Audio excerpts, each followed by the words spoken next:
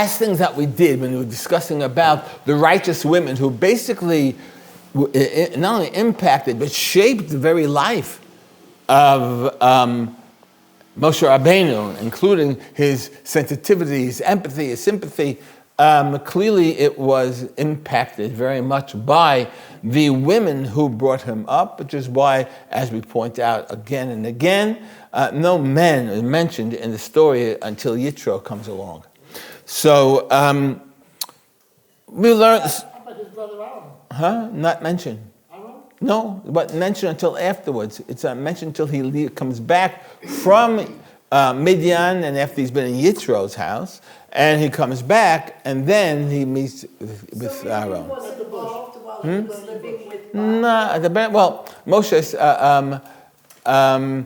when Moshe refuses the mission, he says, Shlachna ba'asher tishlach, and God says for the first time that word of Aaron. He says, Yadati ki Aharon achicha halevi, I know that Aharon will be happy to see you. That's the only time it's mentioned.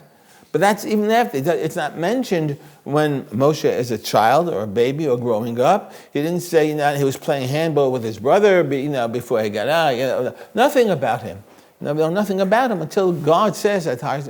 And that again is after quite a while with Yitro. He already had children then. Okay. At any rate, I left off last time telling you about the lessons that we learned from this part of the upbringing of Moshe Rabbeinu, that HaKadosh Baruch Hu, besides I pointed out that good people are found among other nations as well. And it isn't only one. That's why it spreads over the Egyptian princess and the Midianite wife. And so, but at any rate,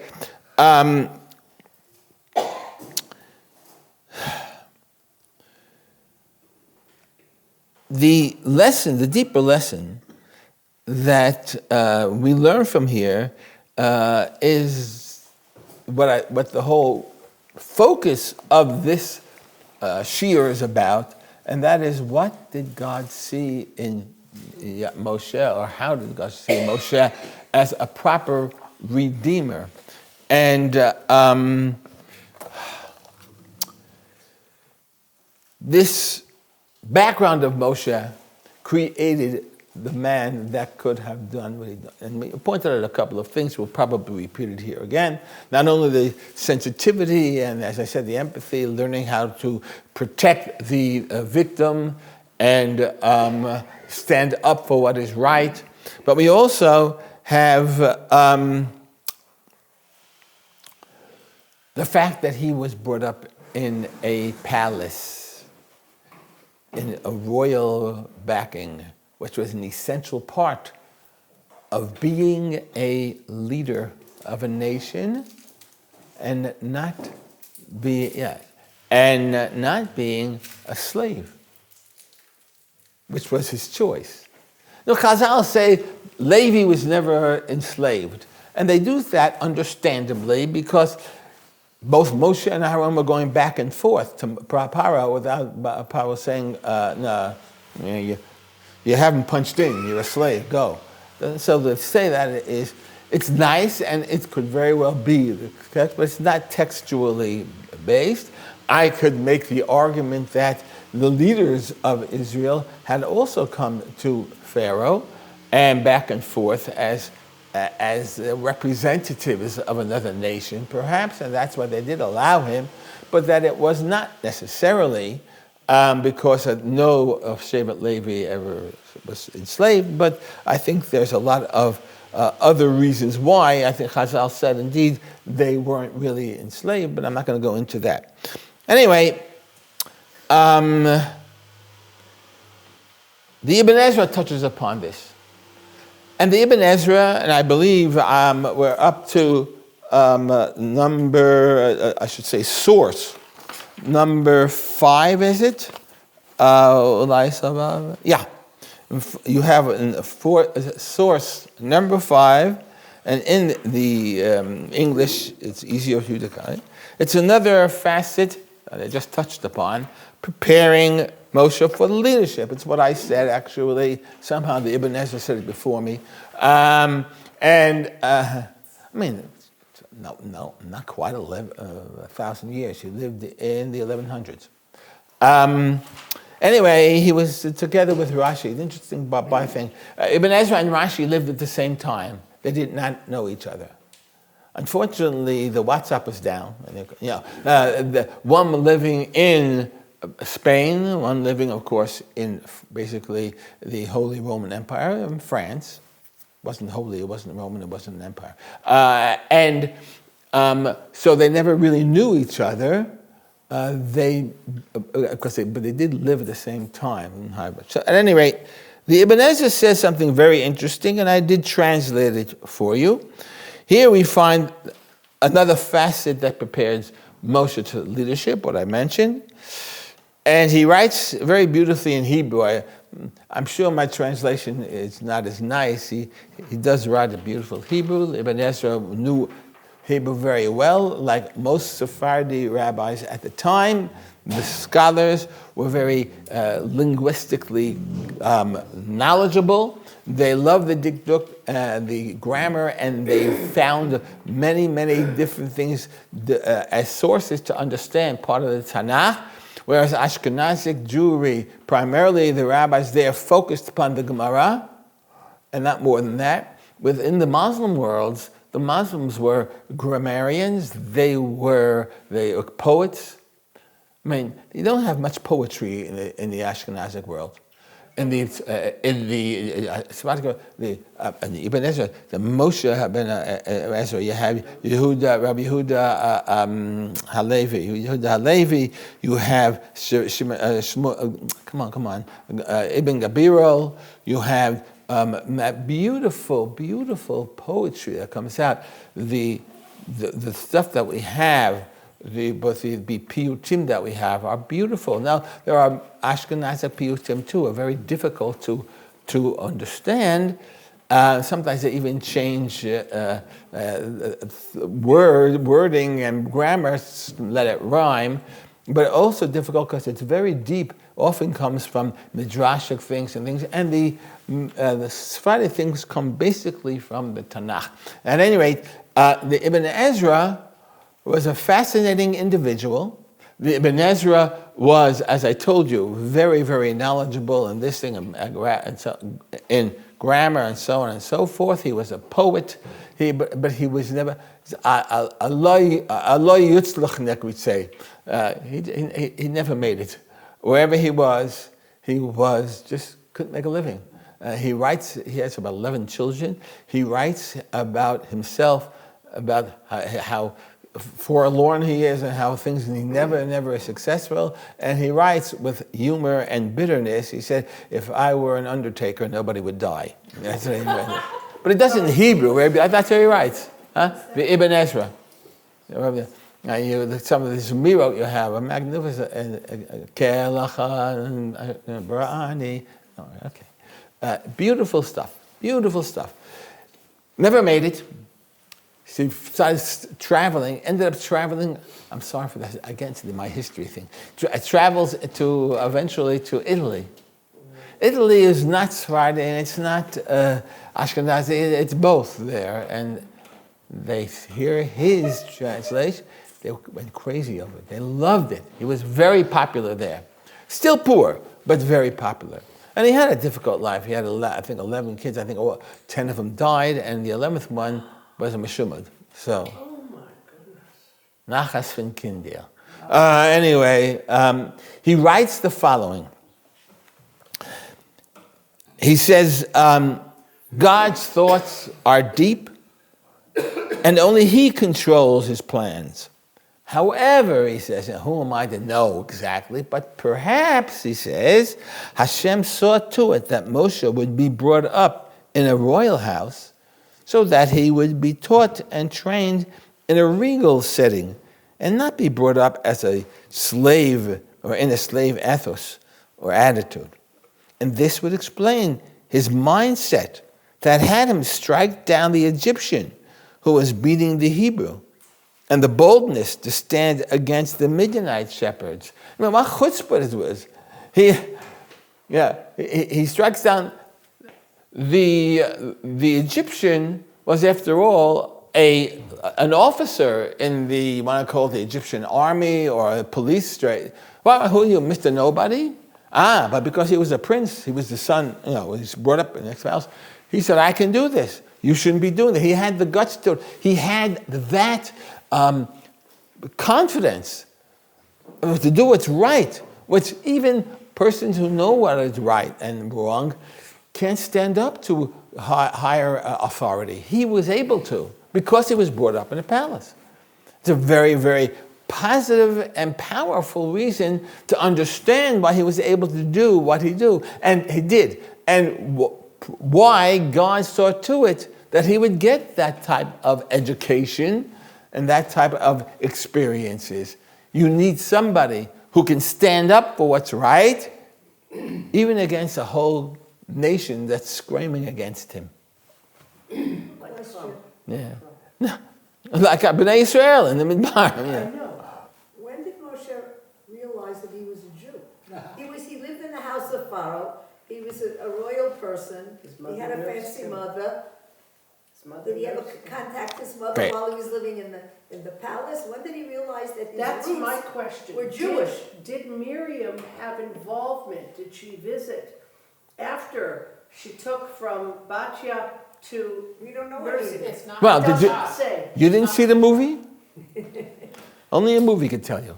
Look, I will tell you generally, and Mir Hashem, our next year, I'll get more specific about Moshe and his Jewishness. Okay? We'll wait till next week. And his women. I didn't say next week. The women in Moshe's life. I just went through that. That's last week. I went through the whole thing of all the women who impacted him. I did that. Stay tuned. That's right. Read the book and find out. Yeah, that's why the movie is much easier. So, but you're right. Generally, I would say it's a good question. I can't imagine that he was kept completely isolated from his birth family. I would imagine there was some connection. I don't think it was very deep and very constant, but I do believe he did get impact of the fact he knew he was a Jew. We know that from the text. It says, Vayetze Moshe el Achav, because when he went, Vayigdal Moshe, he got up, Vayetze el Achav. He went down to his brothers, Vayar, and he saw that one of his brothers, an Israelite, was being beaten, and he went to help him. Why? But if it's a Mr. Nobody or anything, this is what the Egyptians do. You beat slaves. Why is he now suddenly running over? So it would seem he had that sensitivity, that knowledge, and the fact that in the second story, he goes and wants to make peace between the two arguing Hebrews. Don't tell me Datan and Aviram. I know what Chazal say. It's, fine.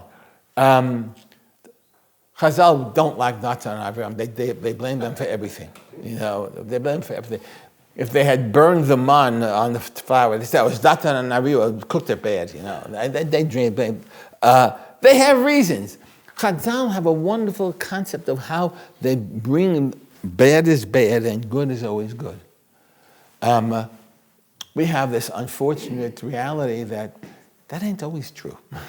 That everybody has a good and a bad, and how we overcome the temptations or not overcome them is what world is about, what life is about. But Chazal, in teaching and educationally, had a very important approach to do that, which I won't go into now.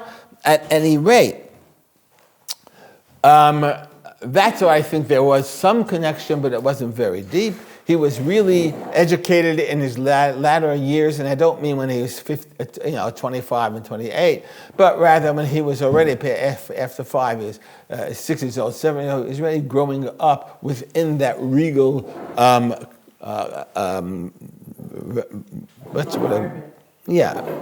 that was all right. So.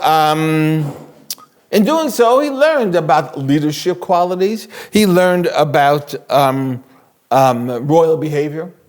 He learned how not to be influenced by a slave culture. When you're in a slave culture, it doesn't have to be for generations.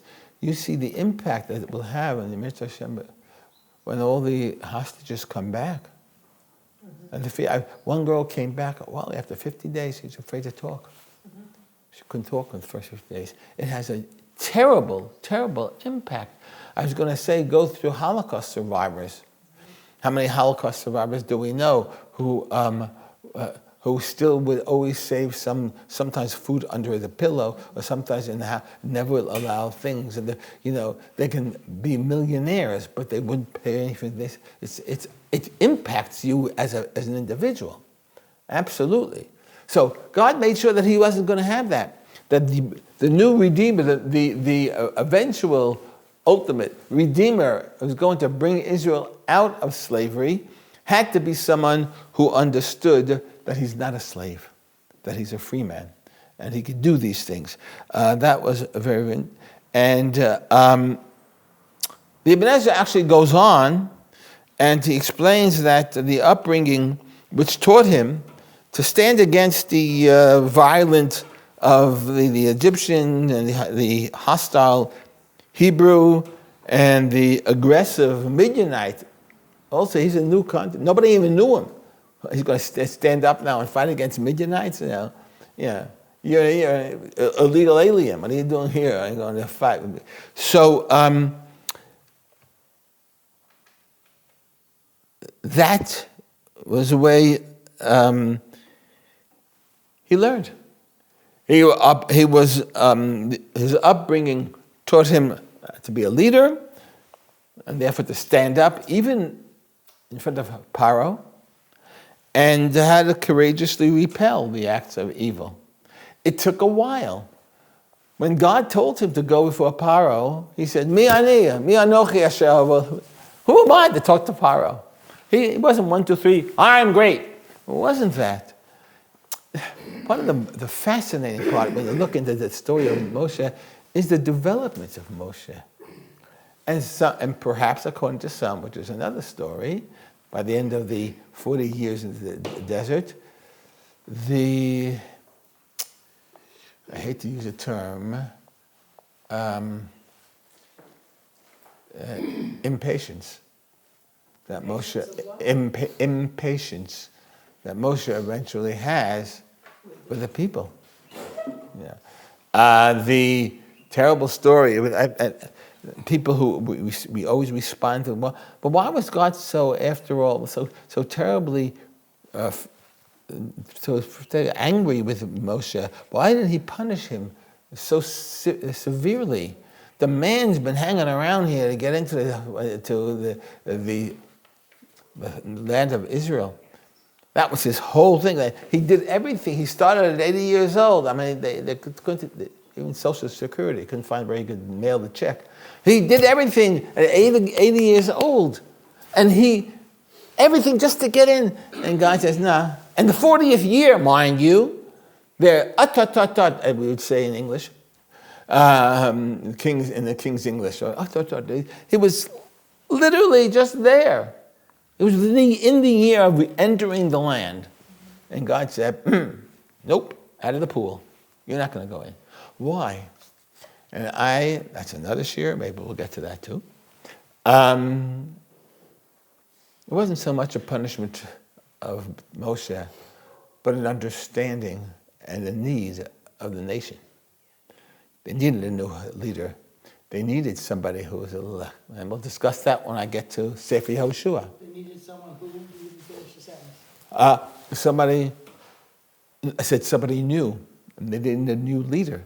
They needed somebody who would understand the new generation that came. 40 years after the people who were the slaves, these young kids who were 10 and 15 and now are 50 and 55 grew up with freedom. They didn't get the whips on their back. They didn't get that whole attitude of, you can't do this, you can't do that. Yeah, they had the Torah, which is almost the same thing. But most of the laws of the Torah didn't start functioning until they entered Eretz Israel. So they had a freedom there. I'm not going crazy about the restaurants that were available, but they got through the desert. It was a different psyche Slave mentality. and mentality. They didn't have that slave mentality. Moshe still, he didn't have the mentality, but he saw them as stiff-necked people. You're stiff-necked. What's stiff-necked? They complained that their kids had no water. What's terrible about that? You complain also. What do you want? Nebuch. They see their kids don't have enough water, let alone their flocks and themselves. They didn't have water. So they complained. And Moshe got very angry. And God says, what are you angry about?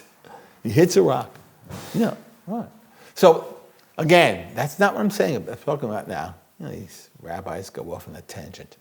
But at any rate, that way was essential for Moshe at the time. He had to be, let's say, just replaced. No. And it wasn't bad because he was bad or sinned, but because he wasn't the right guy for the job right now. And as I will tell you when we're studying about Yoshua or at the end of Moshe, but forget about this because that way when I tell it to you later on, you'll say, oh, that's interesting. You find that Yoshua never had those problems. Yoshua, the whole book of Yoshua, there's not one complaint against him. And that's the same generation that was complaining against Moshe in that 40th year. They never complained about Moshe. Yoshua was a different type of person, a great leader also in a different way. But it was what was needed at the time. God knew that. Back to what I was saying, okay? Some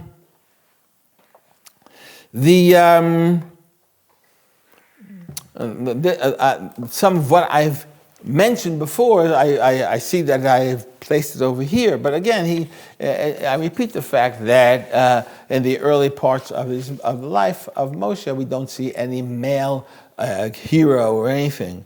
His father was Paro. Huh? He grew up with Paro as his father. Yeah, I don't know if Paro came in and said Tatala. I get the feeling that as a pharaoh, as the emperor thing, he had so many wives and everything. He was his grandfather. His mother was Yeah, again, but don't take this as his personal family. This is like this is not. So, how many bat paros were there? How many wives did he have? They had a harem. Even in a harem, if you give birth to a child, so you're the princess. So, right? The British royal families, they were killing each other all the time. Right. Well, if you knew them, you'd. Oh, anyway, this is really. We had to take ourselves out of 2025 and see the ancient world as it was. We're talking about Esther and the Purim story also. And you see that he had all this harem. And can you be my wife? No, but I'll put you in the harem. There were dozens, if not more.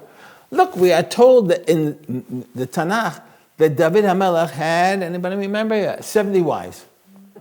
I thought he was only allowed 12.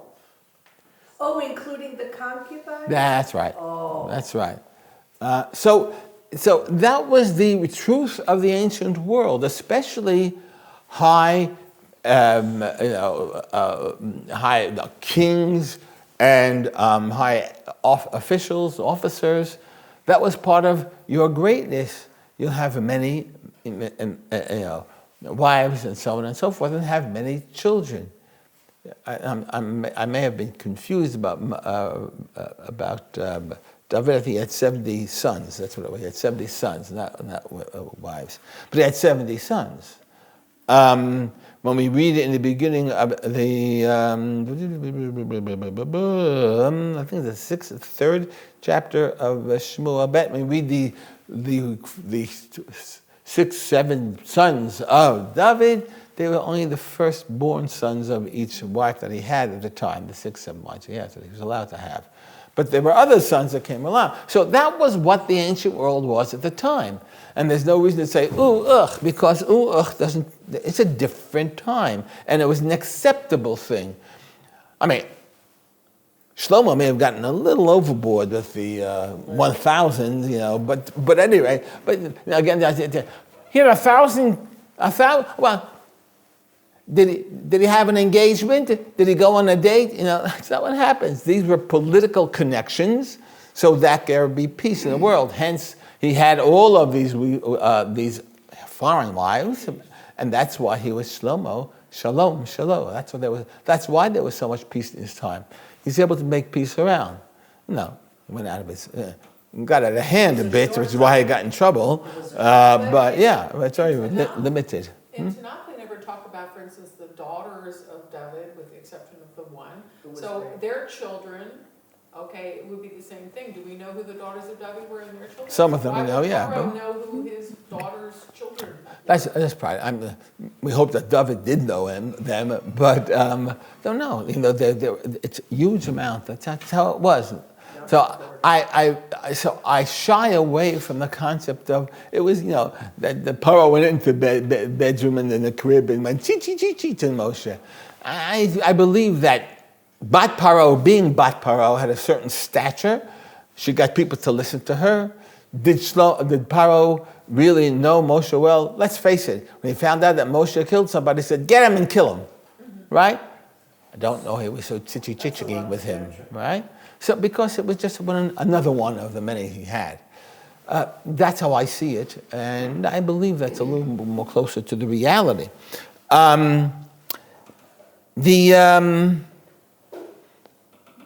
So anyway, so that's why no men were mentioned, and it's true, perhaps because all the men were enslaved at that time, and they indeed retained a slave mentality. And therefore they couldn't imagine standing against the powerful army or police state that was Egypt at the time. Resented Moshe. What? The Jewish people resented Moshe. When Moshe killed them, and so then the Jews came to him, are you going to kill him like you killed the other guy? When you say Jews, how many of them were? How many of them? One person said that. You're not being fair. So why is he being quoted? Because he was the one who was beating, and Moshe talked to him. How can you beat another Jew? And he said, well, you're going to do this like you killed the other guy? That's what happened. It's only that one person. Now, over the years, they did complain to Moshe. They said at one point, let's get another leader, no question. But let's face it, what leader, you could win the popularity vote and everything, and you're still going to have a whole bunch of people who hate you. That's the reality, unfortunately. And that's why Moshe himself told God, Genug. No, he didn't know Yiddish. Well, maybe he did. But he said, it's enough already. I can't take it anymore. And that's why God said, I'll give you Shuvim Zkenim. I'll give you 70 people to help you. He said, I can't do it anymore. There's just too much. That's when he complained. It's a stubborn people. My God, I love my people in Israel, but it's a pain in the neck to watch everything that happens, whether the color they're going to, on the lights, on the traffic lights, they're going to go and they're going to have terrible complaints against and having blockading because they want different colors on this side. Jews are always right. And since sometimes Jews aren't the same with each other and don't say the same thing, so one side's going to scream and yell. And it's exactly what it says in the Torah. And as I say often, it's a pain in the neck, it's impossible, but weren't for their stubbornness, we wouldn't be around for this long. That's right. Yeah, but it's a tough thing. So yeah, Moshe had a tough time. Huh? That's what Golda Meir said to Nixon. You are the president of 100 million people. I'm the president of 100 million presidents. Everybody thinks Prime ministers. Yeah, I'll tell you a quick story. I like my stories. I'm trying to remember exactly when, 96, I believe it was, I was asked to meet with the then Vice President Gore. I was asked by the RCA, the rabbinical, they said I should bring up about Israel and help. Then they said in the middle, they said, no, he says, bring up the issue of Jonathan Pollard. I dealt with him, and so they knew I knew something about it. So I was sitting there, and Vice President, I'm sure it was Gore, yeah, it must have been, and it was Clinton's Vice President. I think he was about to run, because it was the second thing of Clinton, so he's planning to probably run against, I guess that was Bush, wasn't it, afterwards? Yeah. So we sat in a room, and I was asked to speak, and I gave for the, so he said something about, oh yeah, I was born in 1948. I said, I was also born in 1948. I must have been sugar at that, so I told the Vice President before I could get onto my thing. He said, yeah. I said, so how come you look so much younger than I do? I said, how come you look so much younger? He said, well, I said, no. I said, I'm sorry, Mr. Vice President. I said, that's because of the fact that you have to deal with one president. It's the President of the United States. I have to deal with the presidents of my shul, so it's a lot more difficult. And I remember that. Anyway, so this was, as we said last time, this was Moshe. This is what developed him. But it's also essential for us to realize that these influences, dual or even triple influences, that fashioned him into the individual that he was also what exactly God himself wanted. And I mean, look in the text, and I want to emphasize this, how similar they were, even though they were from different nations. So that, for example, we have Yocheved, that Vatar ha'isha bateled bain. It says there that Yocheved, the mother, it says Isha, again, the name wasn't meant to be, no, it's Yocheved, gave birth to a son, being Moshe. And this was her son. When Bat Paro takes the child, the baby, from the river or riverside, it says, Vatihila Leven. He became her son. Moshe has two mothers, in effect. When he was born, it says that the mother saw Vatela Kitovhu. She saw he was good. I'm not going to go into, I have a whole thing what that means. We have a lot of different things, Tohu. And so she saw him and thought he was good. What does it say by Bat Paro? Vatir-ehu. She saw him and he was crying when he was in the river. Then you have the text telling that Yocheved vatikach lo tevat atzei gopher, that she created a basket made of the gopher wood, and that's where she put him. And so it says also vatikach. It says by Bat Paro, she took the baby out of the thing. Who put him in? Yocheved. Who took him out? Bat Paro. They both were really mothers. They treated him as mothers. And then, of course, comes the name, right? He's called Moshe. So, the Torah says the following. The Torah says, Vayigdal HaYeled, when he started to grow up, Vativiyehu lebat Paro, he's old enough to be taken out of his biological mother's home and brought to the princess. Okay? Vayihi la levena, as I mentioned, she was became a son for her. Vatikra shemo Moshe. And she called him Moshe, Vatomer, saying, Ki min hamayim mishitihu. I have drawn him out of the water. So who named Moshe. Bitya. Bat Paro. All right? Bat Paro, Bitya, Batya, correct. That's what the text seems to say. Vayigdal hayeled, vativi'ehu. She brought him to Bat Paro, and he became a son to her, and she called him Moshe because she took him out of the water. Mishitihu. But who brought him to Paro? And put to Bat Paro. It says vativi'ehu. But she brought him to Bat Paro. Who did? Miriam. What you say, Miriam? Unidentified person. Or It says here, I think it's Yocheved. Because Yocheved. it says after it was Yocheved. Yocheved who named him Moshe. You're cheating. You're cheating. Don't cheat. Yeah, or Yocheved, who was the one who took brought it. After all, who was she? All Miriam was that I'll get you a nursemaid. So it's a nursemaid who would logically be the one to bring him. Okay, he's grown up. I have to bring it back to you. Okay, because she gave instructions to the nursemaid and said, I want you to nurse him, and then so now she brought him back. She was also paying her salary, Huh? no? Wasn't she paying Yocheved's salary? She said, "Va'ani atein scharech," and I will give you your salary. Yes. So, He was nursing him. huh? But he was being nursed by his mother. Yes. And that mother was being paid for that. Not a bad deal. And when it was time for him to then he has been weaned, he has to be brought back, it was logical it would be the mother now who was nursing him, that she said, okay, now he's weaned, I have to bring it back. So, Don't forget and because it says, and she brought him, there's an argument of the rabbis.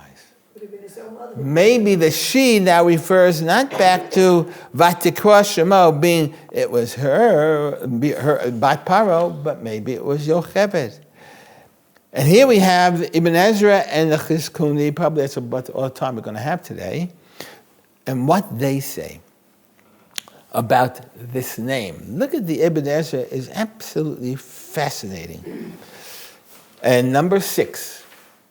The Ibn Ezra says the same Moshe is actually an Egyptian name. Translated into Hebrew, it was based upon... The Egyptian name, he says, is Munyus. Okay? We find this in the ancient books of husbandry, copied from Egyptian to Arabic, as well as in the books of Greek philosophy. So it's not a Hebrew name. Why is he saying that? Because how would you know Hebrew? And Bat Paro gave him a name. He wouldn't give him a Hebrew name, she would give him an Egyptian name. Makes sense. By the way, I was discussing this with somebody who happened to know Egyptian of somebody. He says that's not an Egyptian name. That's a Latin or the Greek name, actually. Bunios. That's I said actually. But I would say but it was translated from the Egyptian to the Greek, and the Ibn Ezra knew the Greek. He didn't know the original Egyptian, but it was an Egyptian name. Okay.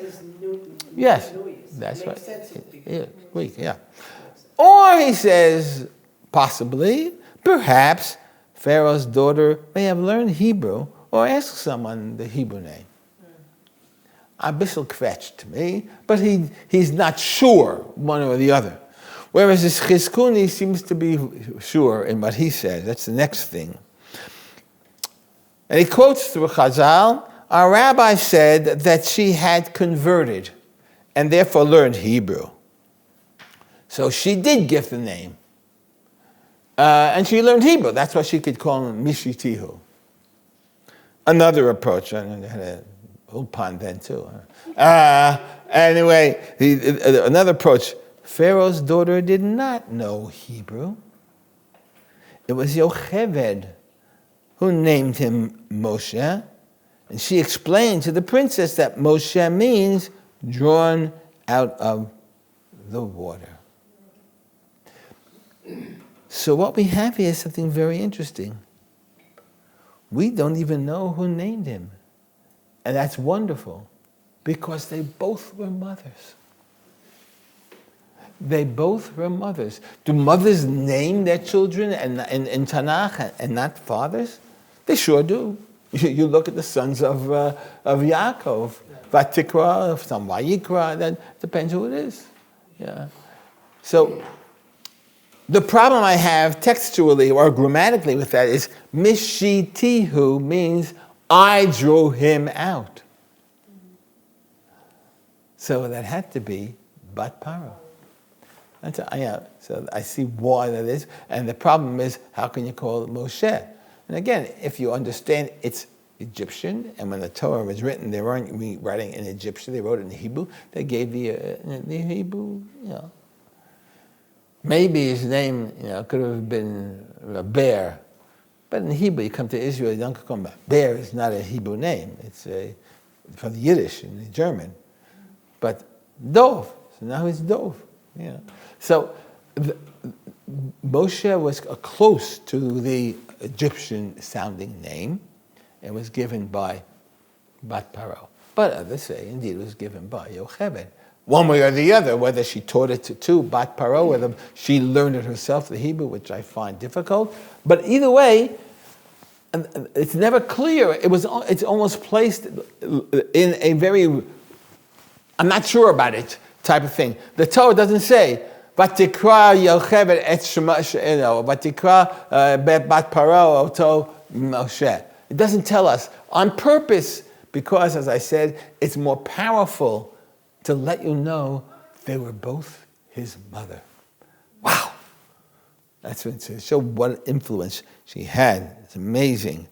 All right, we finished this now, and we'll have to go into the next part of his name, the pre-Exodus Moshe, both what happens in Mitzrayim and what happens to him in Midian. So please God, next time we'll be doing that.